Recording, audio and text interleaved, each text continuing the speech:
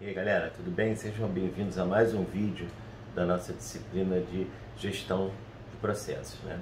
Hoje, entrando na unidade 2, a gente viu toda a parte de arquitetura organizacional, pensar a estrutura, vamos ver os processos ajudando, contribuindo para isso. A primeira questão que a gente traz aqui são os conceitos mais básicos de processo, né? Então, o processo é uma série de ações e passos que conduzem um procedimento em busca de um resultado. Em última análise é isso, né? Em alto nível é uma sequência de fluxos de tarefas realizadas durante a produção e entrega de um serviço. O processo ele pode significar uma atividade de alto ou de baixo nível em uma organização. Então, ele tem todo um conjunto de atividades interdependentes, né?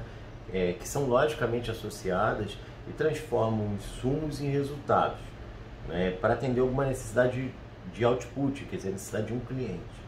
Os processos eles podem ser estratégicos e eles direcionam, são processos maiores que direcionam a organização para um futuro que se deseja, quer dizer, eles respondem a uma estratégia.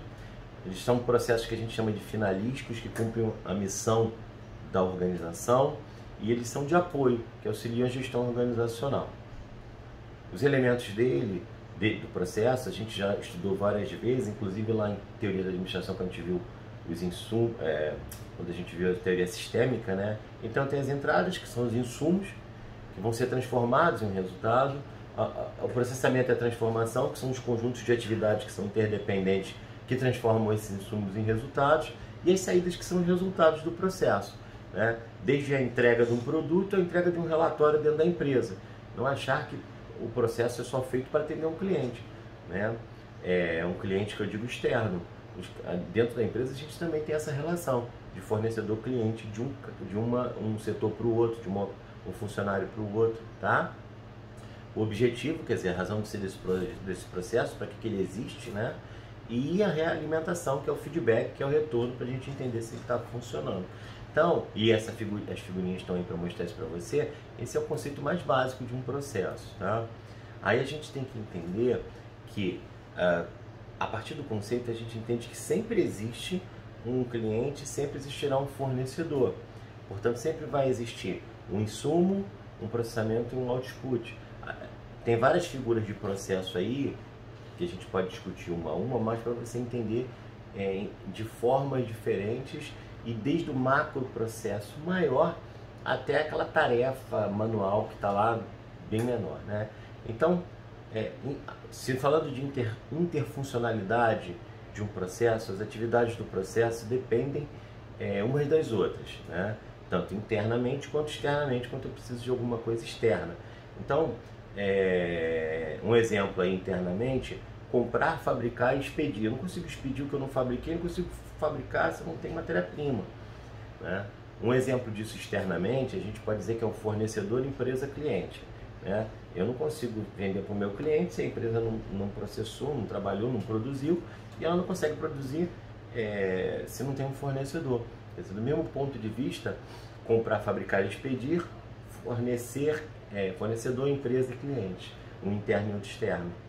Os macroprocessos, eles são maiores, eles são grandes conjuntos de atividades pelas quais a organização cumpre a missão, a visão dela, entregando valor ao cliente. Então engloba vários processos e é decomposto em processos, e esses processos são decompostos em subprocessos.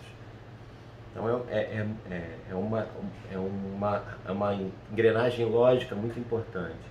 Normalmente não se tem uma correlação entre os macroprocessos e os organogramas, tá? A gente tem que tomar cuidado aqui, porque muitas vezes as pessoas associam o processo macro à questão do organograma, né?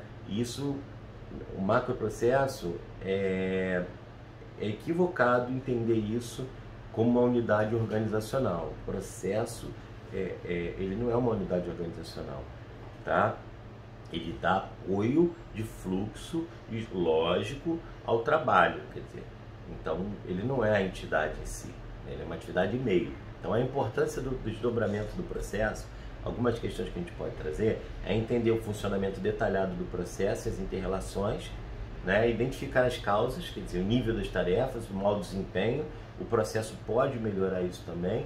O mapeamento do processo, que é o fluxograma que você já estudou lá em modelagem organizacional. Então, entender o funcionamento, identificar as causas dos problemas e mapear o processo é o desdobramento desse processo em si, né? E se entender, por fim, a ideia de proprietário do processo. Avaliar o desempenho. Esse cara é importante, esse proprietário do processo, avaliar o desempenho do processo, manter o desempenho dentro dos padrões e aperfeiçoar o processo visando melhoria. Não é porque a gente tem um processo definido que a gente nunca mais vai melhorar ele. Aqui, inclusive, tem que se entender o seguinte: eu sempre vou ter as exceções e eu vou tratar as exceções e o processo continua. Caso comece a haver muitas exceções, o processo está errado, eu tenho que rever o processo. Ok? Então vamos falar um pouquinho de tecnologia de gestão orientada para gestão por processo. Então a gente não pode confundir gestão de processos com gestão por processos. A gente fala de gestão de processo, as organizações elas são constituídas por uma complexa combinação de recursos, né? Capital, trabalho, estrutura, instalações, equipamentos, sistema informatizado, interdependente, interrelacionados, né? que devem todos estar orientados para o mesmo objetivo, e os desempenhos podem afetar de forma positiva ou negativa o conjunto da organização. Então isso é gerenciar os processos de uma organização, tá? Tem vários processos diferentes e eles são gerenciados. Quando a gente fala de gestão por processo, é um enfoque, uma forma administrativa de pensar, é um enfoque administrativo aplicado por uma organização que busca a otimização de melhoria da cadeia de processos dela, os processos em cadeia.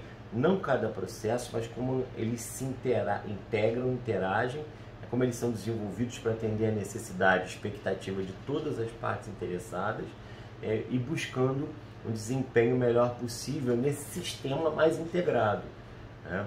Então, quando eu falo de gestão de processo, a contabilidade é um processo, estou gerenciando ela, a expedição é um outro processo, estou gerenciando ele. Quando eu falo de gestão por processo, eu estou integrando todas essas partes sistemicamente, né?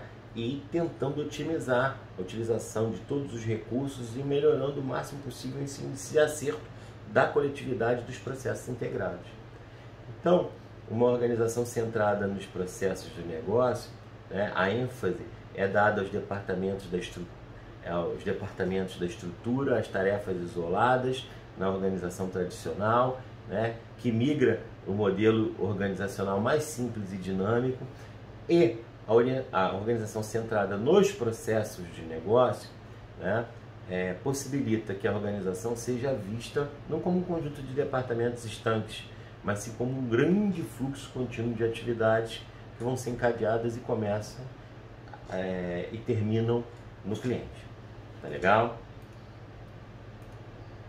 Com isso nós encerramos a segunda unidade, né? E agora já prontos para a PS1, já prontos para a avaliação 1, e da próxima vez que eu fizer uma videoaula já vai ser para a unidade 3, mapeamento e detalhamento dos processos, tá legal? Para a segunda parte do semestre. Abraço!